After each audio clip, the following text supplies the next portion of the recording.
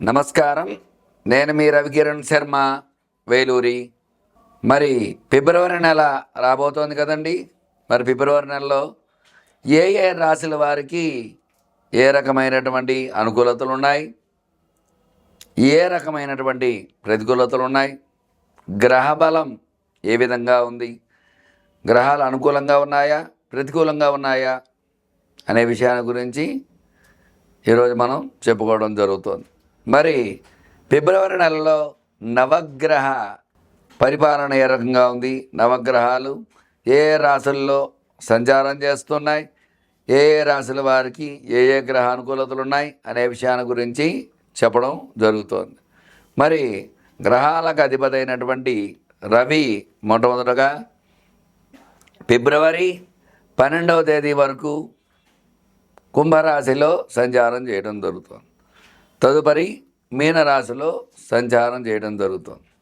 అందువల్ల ఈ యొక్క కుంభరాశిలో మీనరాశిలో రవి సంచారం, కుంభరాశిలో సంచారం చేసినంత వరకు కూడా ఈ యొక్క కుంభరాశి వారికి ప్రతికూలతలు ఉంటాయి.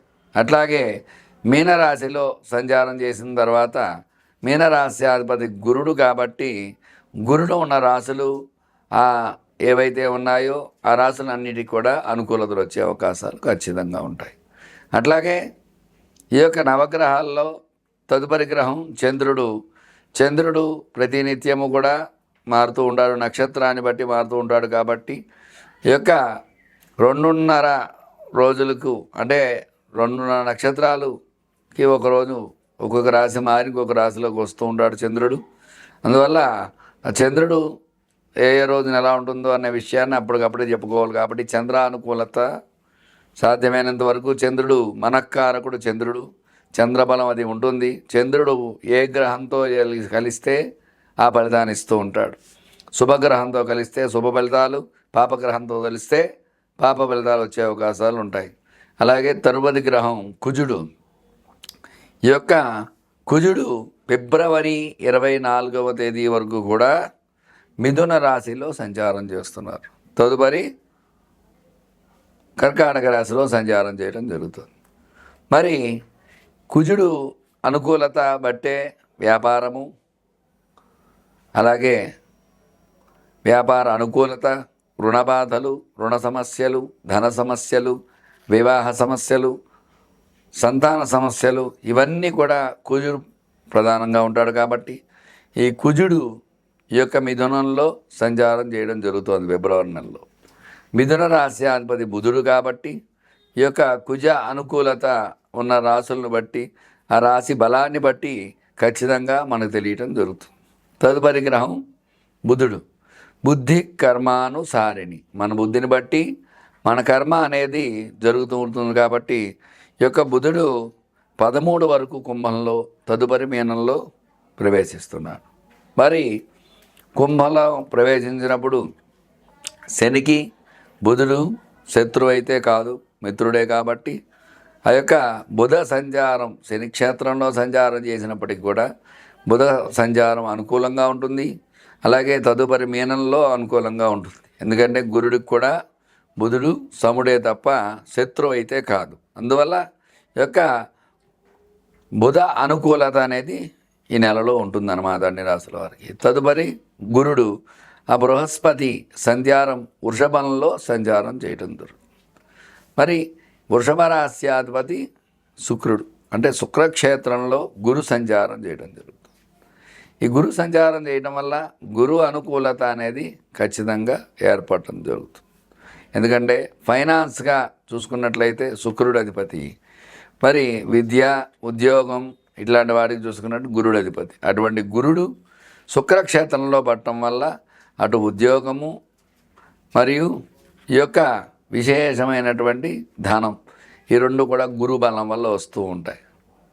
మరి తదుపరి శుక్రుడు మీనంలో సంచారం చేయడం జరుగుతుంది.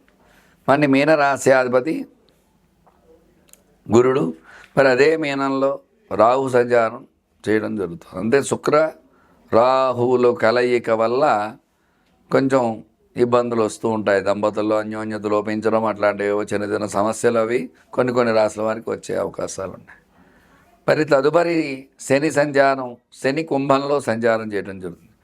కుంభరాశి అధిపతి శని కాబట్టి శని అనుకూలత ప్రతికూలతను బట్టి ఉంటుంది. శని వల్ల శని భగవానుడు ఆయన అనుగ్రహం ఇస్తే చక్కగా వివాహం జరుగుతుంది, చక్కటి ఉద్యోగం వస్తుంది, చక్కటి సంతానం కలుగుతుంది. చక్కటి అనుకూలతలన్నీ కూడా శని భగవానుడి వల్ల వస్తూ ఉంటాయి. మరి ఆయన ప్రతికూలిస్తే అనారోగ్యం వస్తుంది, వివాహం సరిగ్గా సెట్టు కాదు, డబ్బు ఎలా వస్తే అలా ఖర్చు అవుతూ ఉంటుంది. ఇట్లాంటి సమస్యలన్నీ శని భగవానుడు వల్ల. ఈయన కుంభంలో సంచారం చేస్తున్నారు ఈ నెలలో. తదుపరి రాహు సంచారం, రాహు మీనంలో సంచారం చేస్తున్నారు.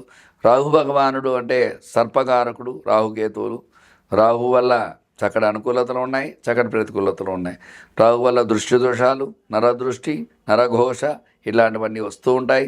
అట్లాగే రాహు దృష్టి దోషాలు అంటే కళ్ళకు సంబంధించి వ్యాధులు, అలాగే నరాలకు సంబంధించి వ్యాధులు ఇట్లాంటివన్నీ రాహు వల్ల వస్తూ ఉంటాయి. తర్వాత కేతువు జ్ఞానకారకుడు, కన్యలో సంచారం చేయడం జరుగుతుంది. ఈ కేతు సంచారం వల్ల కన్యామిథునయో బుధః అన్నారు. అంటే బుధుడు అధిపతి. బుధవారానికి అధిపతి ఎవరండి? విష్ణుమూర్తి, గణపతి, అయ్యప్ప స్వామి ఇట్లా విశేషంగా చాలామంది ఉన్నారు.